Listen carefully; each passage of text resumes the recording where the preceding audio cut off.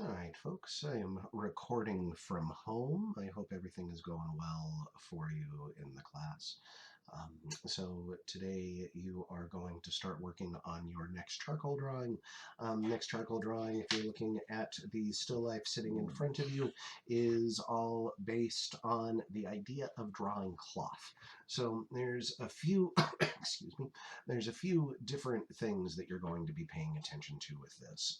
Some of it's going to be review from previous still lives that you've worked on, and some of it's going to be new ideas, specifically drawing on different colored pieces of paper to get that medium tone to come through. So over the course of this video, I am recording from home. You might hear my dog, you might hear my wife, you might hear me cough. So yeah, I'm just gonna apologize for that right off the bat. So the first step that you're going to be doing on this project, over on the table next to the black cabinet in the classroom, there are 4 stacks of paper. Those 4 stacks of paper, each one is a different color. You've got a dark brown, you've got the medium gray tone, you've got a yellow, and you've got a red. You can go ahead and choose whichever color ground you want to work on for this piece. And depending on the color of the tone, just like with the previous with the previous assignment with the local value in the cylinders, you want to use the tone of the paper as a part of your drawing. You want the tone of the paper to become one of the tones of your shadows as you're going in with your chalk and your compressed charcoal. So the paper that you choose is really going to determine which tone you're going to use. The light yellow paper is probably going to be more of the lighter grays. The medium gray paper, which I have here, is probably going to be a light to a medium gray. The dark brown paper is going to end up being a dark gray, almost a black. And the red honestly is probably going to fall mostly in that medium tone as well.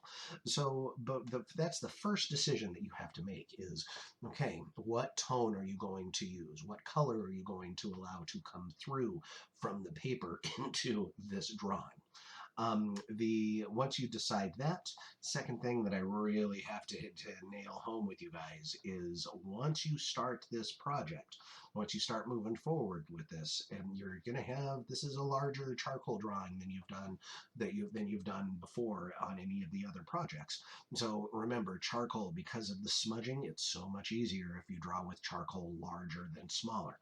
You're getting a larger piece of paper, and the reason why I'm giving you larger pieces of paper is because when you look at the folds and the creases in the cloth still life that's set up in front of you, it's going to be really hard to get all of those fine details if you're drawing the picture really, really tiny. That's why you've got a larger piece of paper. So I want you on the initial line drawing part of this to go in and draw really, really big. Go in and use the majority of the surface area of your page.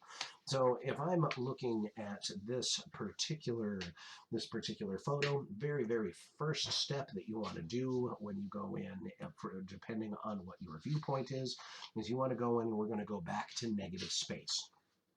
Whenever you're doing a cloth still life drawing or any elaborate still life like this, I mean, simple geometric shapes, yeah, whatever. If you've just got a sphere on a box, you don't have to start with negative space. If you've just got a few cylinders, you don't have to start with negative space. But for something like this, where you're dealing with more details and more organic shapes, it definitely helps to go in. And what I did is I started off by looking at where the edge of the table is coming in.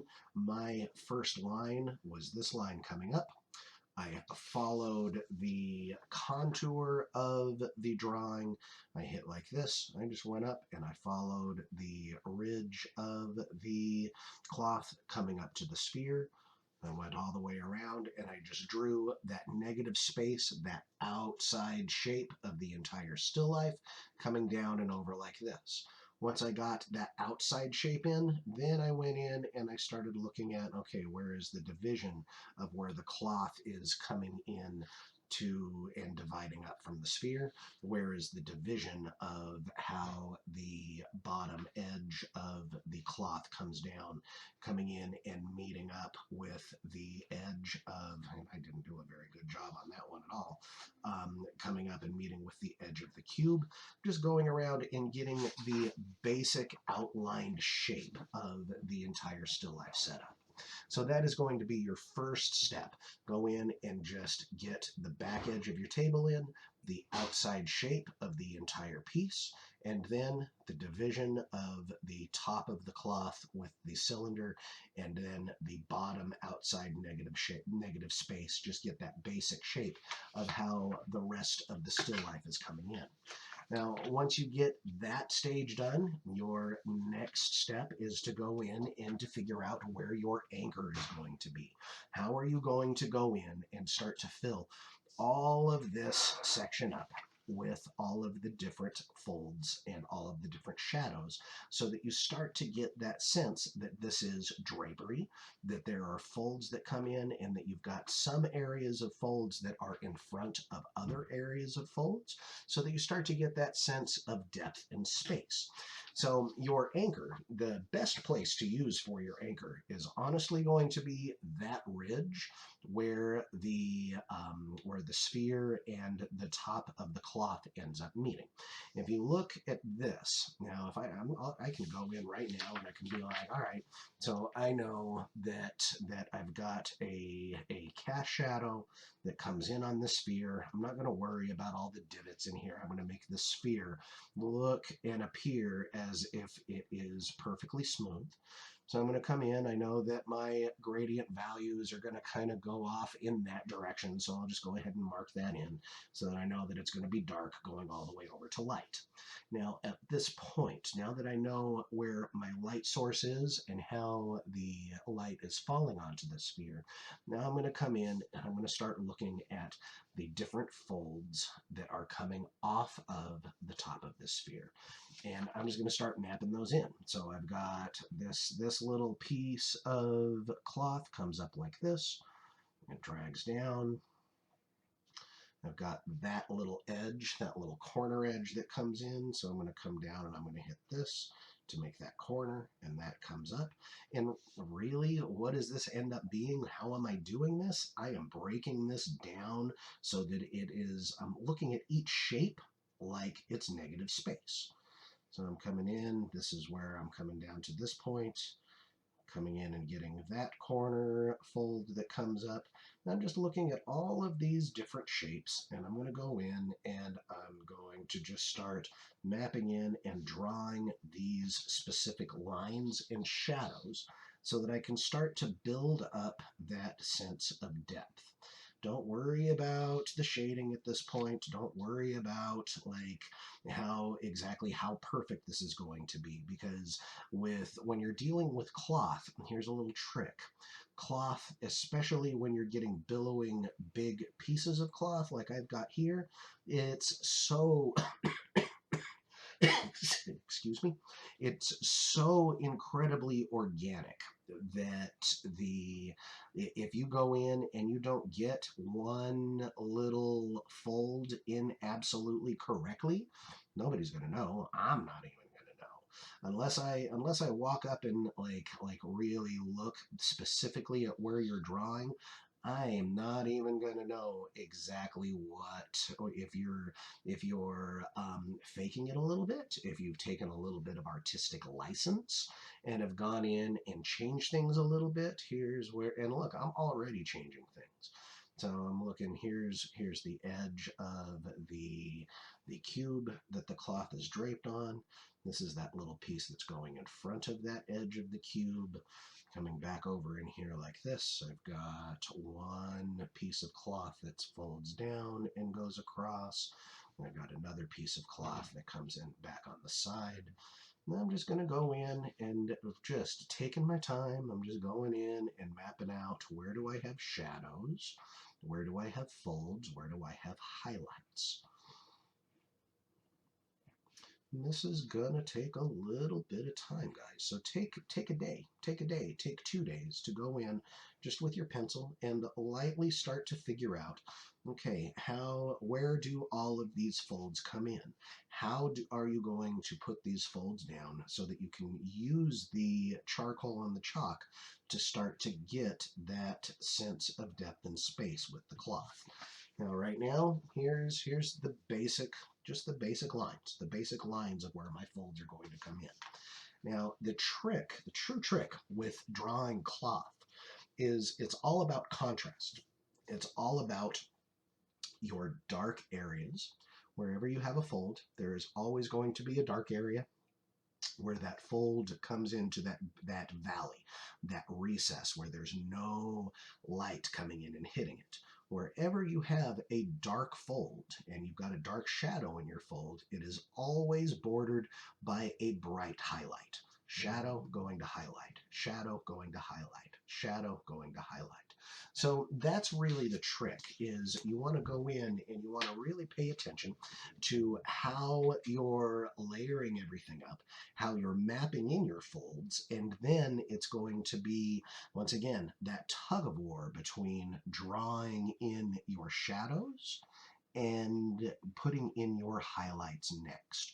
So that's going to be the next step. Once you go in and you get your the basic details, you're going to go in now with your willow charcoal, just like you did with the cylinder, the local value cylinder still lives. You're going in, you're starting off just by coming in and starting to blend out to get that full range of values. Don't be afraid to use the color of the paper to be a part of your tone. And really, if you make a mistake on this point, if you go in and you're like, that's not supposed to be a shadow, why did I put a shadow there? You can either erase it with your kneaded eraser, or you can go over the top of it with your charcoal and start to mask all of that up. So it's really the process of coming in and finding where your shadows are going to be, starting to get that blend to come through. And then once you get your blends starting to hit, then you're going to come in with your white chalk and you're going to start adding your highlights, really paying attention to how you're creating the contrast of being able to see where your bright highlights are, where your shadows are, and how are you going to go in and use the tone of the paper to start to really get that sense of depth coming through.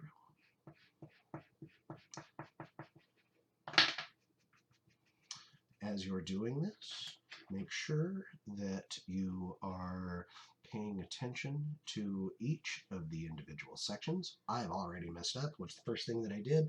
Look, I'm right-handed and I'm drawing on my right and I'm going in the wrong direction. Now as I come in, as soon as I did this, I was like, oh man, I started off on the wrong place, because now I'm starting to smudge it up. Even I make those mistakes. So now I've got to go in and I've got to make sure that I am being careful and not touching the surface of my paper, so that I don't have to end up going in and cleaning too much of the areas up. Where things are going to get really interesting are going to be down in this section right in here, where it's all those medium grays.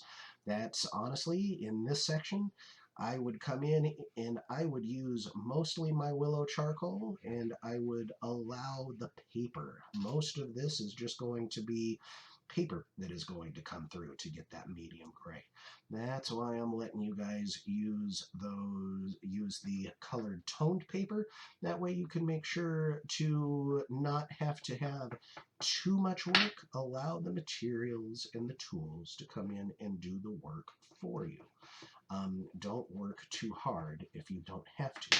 But there is always going to be times where you're going to end up getting lost. If you get lost, if you're like, oh, what fold am I at?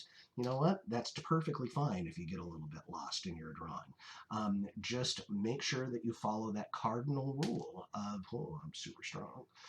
Make sure you follow that rule of understanding that wherever you have a highlight, there is always with cloth going to be a shadow right on the other side of it.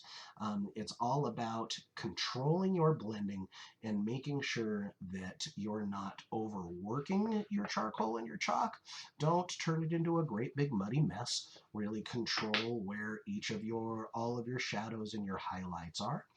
And as you work through it, you will find that the cloth is just going to start to pop out. You will start to see that billowing effect that you see coming through here.